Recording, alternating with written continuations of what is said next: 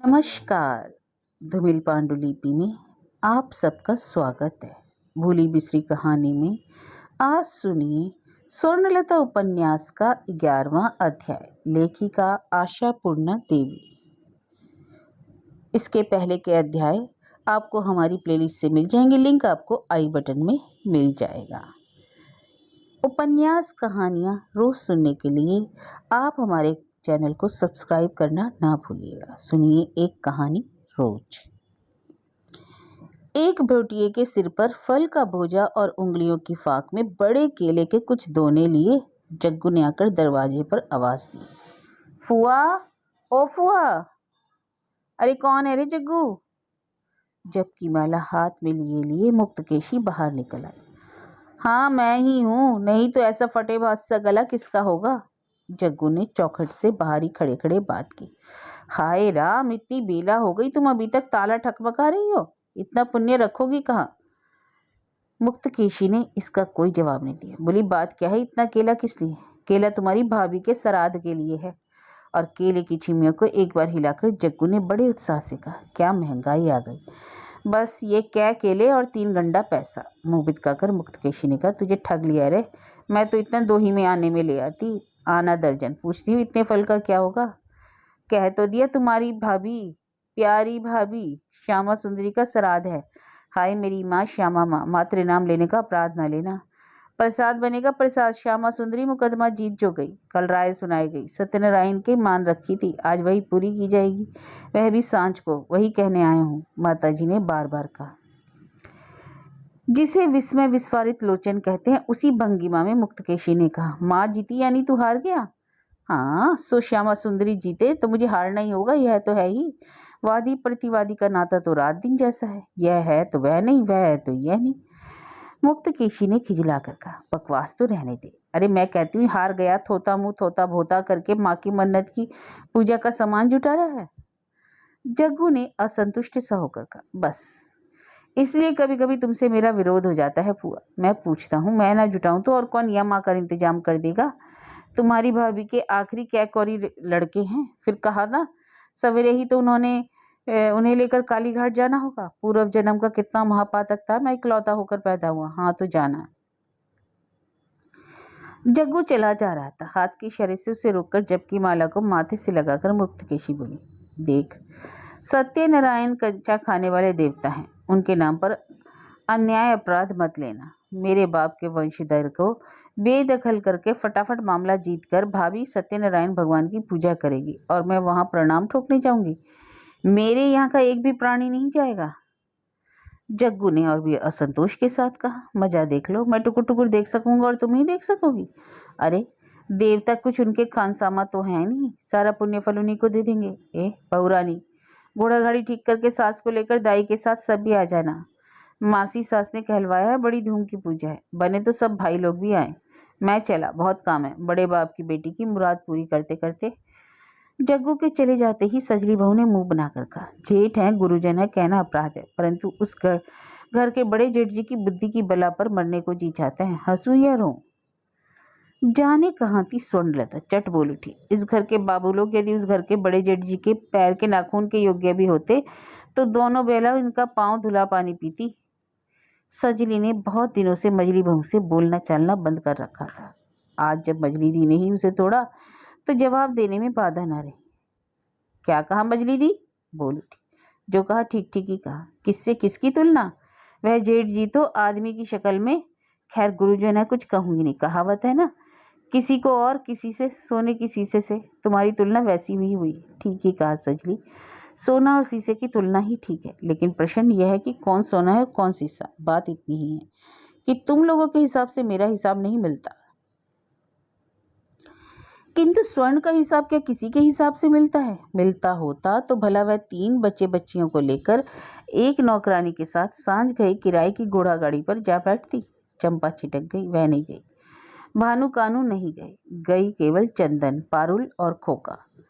वे अभी माँ को छोड़कर नहीं रह सकते। फूलों की सुगंध, धूप की सुगंध और ताजा कटे फलों की गंध ने घर में मानो देव मंदिर की हवा ला दी और दरवाजे से ही अल्पना की रेखा स्वप्न जगत में ले आई। कैसा अनोखा, कितना सुंदर। स्वर्ण को लगा जैसे वह किसी स्वर्ग लोक के द्वार पर आ खड़ी हुई। मुक्तकेशी तीरथ करती है घर से बाहर जा जाकर, मुक्तकेशी मन्नत की पूजा करती है मंदिरों में जा जाकर। मुक्तकेशी के यहाँ इस प्रकार से देवता का आह्वान नहीं होता। रहने में सिर्फ एक ही है, साल में कई बार सूतिका षष्ठी की पूजिका, किंतु उसमें कैसे मोहमय, सौंदर्यमय और सौरभमय परिवेश की सृष्टि होती है। उस सुरभित हवा से आच्छन्न होकर स्वर्ण धीरे से भीतर गई।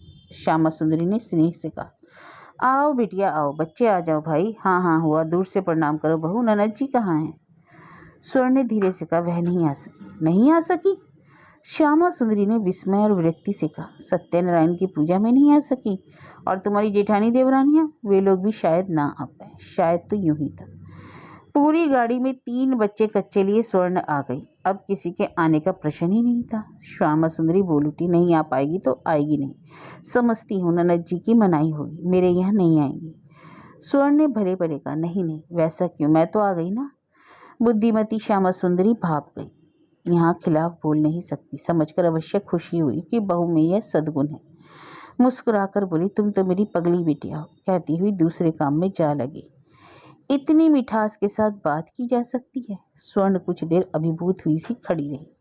उसके बाद बच्चों को नीचे बैठाकर 2 तल्ले पर चली गई। यहाँ पहले कई बार आ चुकी है। उस समय शादमा सुंदरी बीच बीच में ननद और भांजे की बहुओं को न्योता करती थी। अब परिवार बड़ा हो गया, नहीं बन पाता है। न्योता करने से कम 20 पत्तल। 2 तल्ले का बड़ा वाला कमरा ही श्यामा सुंदरी का है। दक्षिण रुख खुला रास्ते की ओर। इसकी खिड़की पर खड़े होने से बड़ा रास्ता दिखाई पड़ता है। मकान बड़ा नहीं है, फिर भी जगह जरूरत से ज़्यादा ही है। रास्ते के पास वाले उस कमरे में के अलावा और भी 2 कमरे हैं। सामने दालान है, किंतु जग्गू को भूत का बड़ा डर है। कमरे में अकेला नहीं सो सकता, इसलिए उस बड़े कमरे में ही माँ और बेटा दोनों का बिस्तर 2 पतली पतली चौकियों पर लगता है। श्यामा सुंदरी कहती, तेरी नाक बजती है कि डर से मुझे डर लगने लगता है। तू जाकर अपने कमरे में सोना बाबा, मुंह अंधेरे उठकर जरा ठाकुर देवता का नाम ले सकूं। जग्गू कहता है, क्यों, कमरे में रहने से तुम्हारे इष्ट देवता डर जाएंगे? सो इधर के दोनों कमरों में जंजीर लगी रहती है। मुकदमे में कौन जीतेगा, इस पर लेटे लेटे माँ बेटे के तर्क वितर्क होता रहता है। तर्क के अंत तक अवश्य जग्गू की ही जीत होती है, क्योंकि यह अंतिम राय देता है। यदि भगवान है तो तब तो जीत मेरी ही होगी समझी। संपत्ति मेरे बाप की है, तुम्हारे दादा की नहीं। श्याम सुंदरी इसे अस्वीकार नहीं करती, और यह भी नहीं कहा जा सकता कि भगवान नहीं है। स्वर्ण को माँ बेटे के उस अनोखे तर्क वितर्क का पता नहीं है, पर 2 पतली पतली चौकियां देखकर वह मुग्ध हो गई। पूर्णिमा तिथि, खिड़की से होकर चांदनी आई है। फर्श पर सिकचों की काली काली छाया।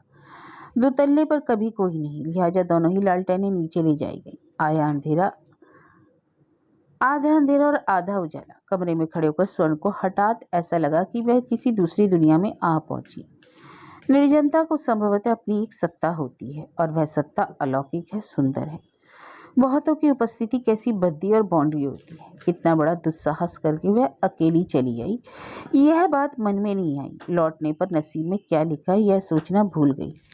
सिर्फ एक टक रास्ते की ओर ताकती हुई स्वर्ण सोचने की, काश अनंत काल तक अगर वह ऐसे खड़ी रह पाती, ऐसे ही चलते पथिकों को स्रोत की दर्शक खड़ी होकर देखती रहती।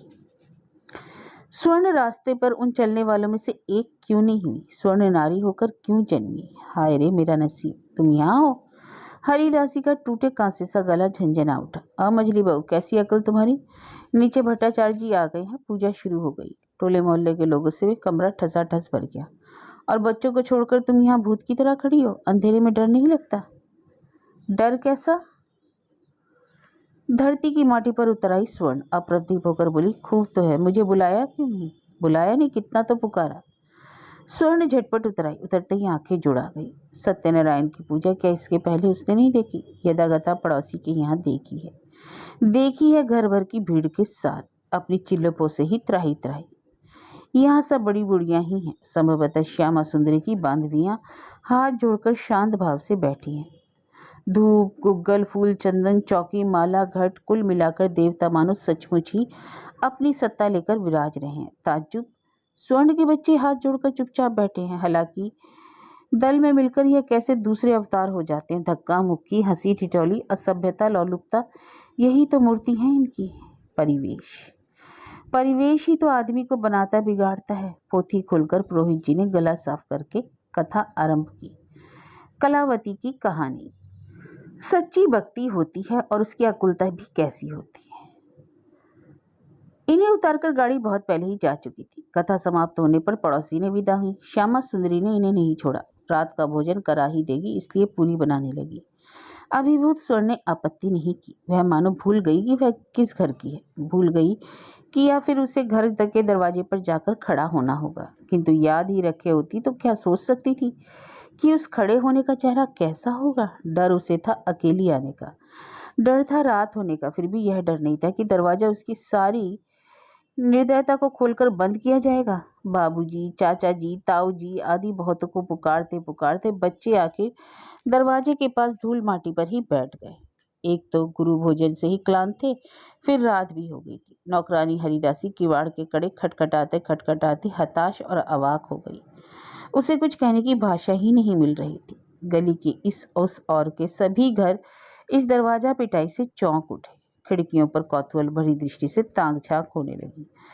अंतिम एक बार दरवाजे पर एक जबरदस्त धक्का देकर हरिदासी हारे हुए सुर में बोली, मुझसे अब नहीं होगा मजली भाभी, मुझे अब खड़े होने की क्षमता नहीं, और रात अधिक होने से मकान वाली सदर दरवाजा बंद कर देती है। तुम्हारे साथ जाकर यह तो अजीब मुसीबत मोल ले ली।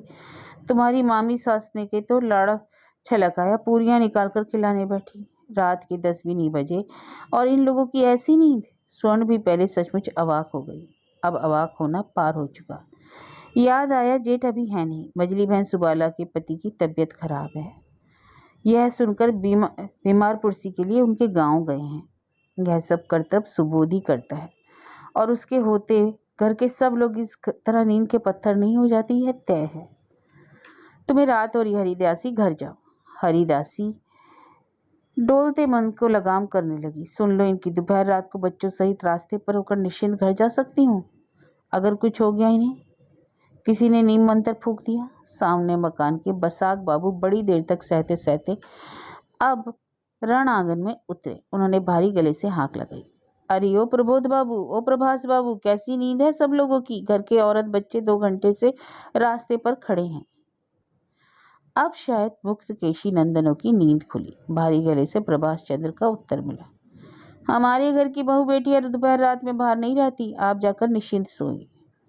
खुला झरोका आवाज करते हुए बंद हो गया। यह तेज धम की बात है, हरिदासी अकृतज्ञ गले से बोली।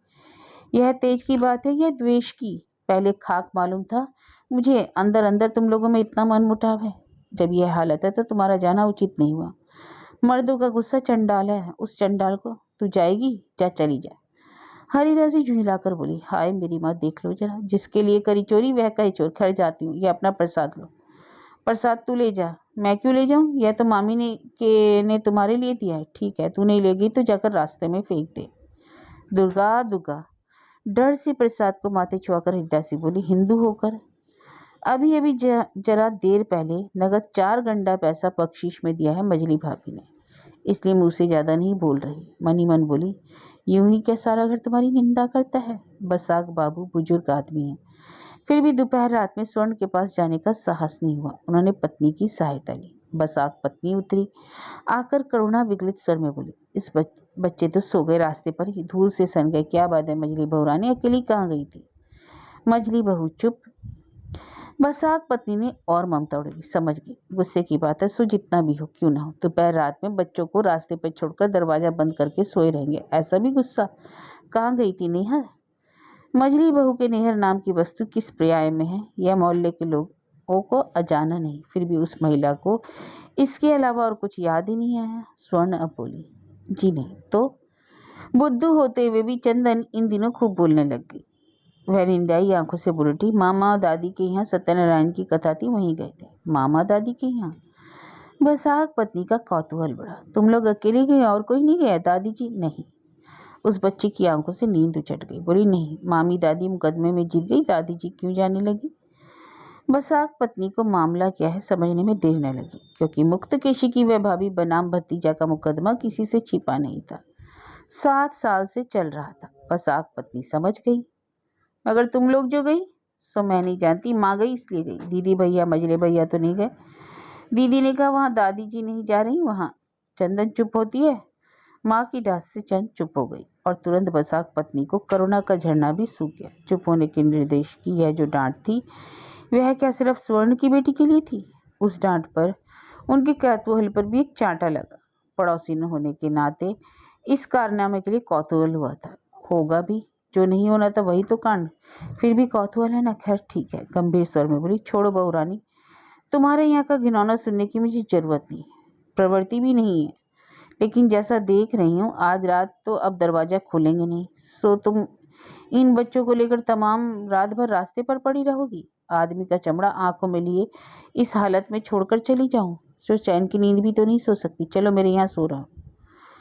टोले की बड़ी बूढ़ियों से बहू बेटियों के बोलने का रिवाज नहीं, पर स्वर्ण उस रिवाज से परे चलती है। वह बोलती है, अभी सी बोली, सोने की अब जरूरत नहीं होगी बसाक चाची। बसाक पत्नी फिर भी नहीं टली। उन्होंने स्वर्ण का एक हाथ पकड़ने की चेष्टा की। कहा, ठीक है, सोना नहीं, बैठी ही रहना, फिर तो एक छां के नीचे।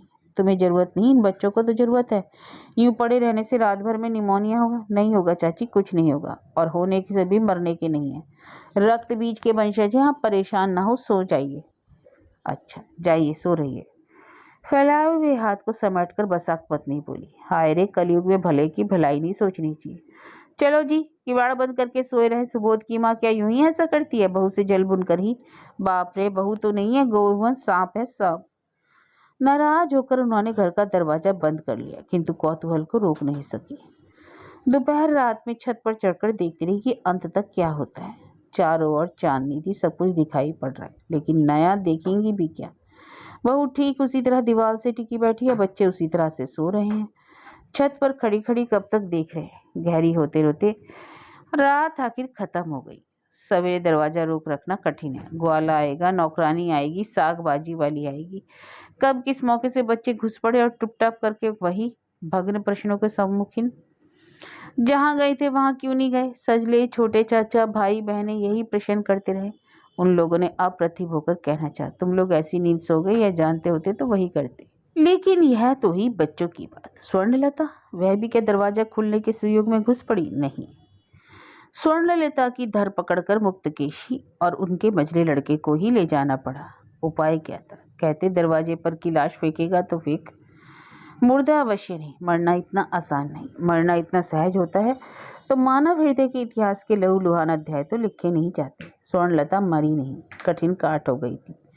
डॉक्टर जिसे मूर्छा कहते हैं और विज्ञ परिजन कहते हैं नखरा। इतने बड़े नखरे के बाद भी लेकिन भयानक किस्म का अजीब कुछ नहीं घटा। हाँ, यही एक आश्चर्यजनक रहस्य है।